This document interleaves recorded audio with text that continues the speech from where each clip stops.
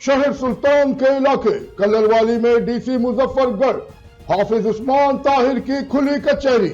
इस हवाले से हमें तफसीलात से आगाह कर रहे हमारे नुमाइंदे मुजीबुर रहमान शामी। जी मुजीबुर रहमान, हमें तफसीलात से आगाह कीजिएगा। जी बिल्कुल, मैं इस वक्त मौजूद हूँ शहर सुल्तान के नवा इलाके गवर्नमेंट हाई स्कूल कल्लरवाली में, जहाँ DCO मुजफ्फरगढ़ की ज़ेर निगरानी आज खुली कचहरी मुनक़िद की जा रही है, जिसमें अवामी मसाइल का हल अवाम की दहलीज पर के सिलसिले में ये सिलसिला जारी है। इस वक्त हमारे साथ असिस्टेंट कमिश्नर जतोई मार साजिद इकबाल साहब मौजूद हैं।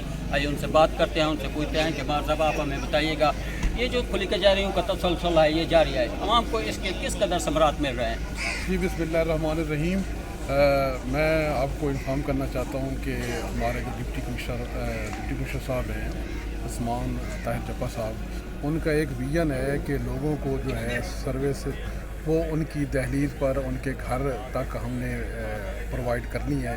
तो इसी सिलसिले में डी साहब ने तहसील जतोई में हर यूनियन काउंसिल में एक दिन के लिए प्रोग्राम रखा है।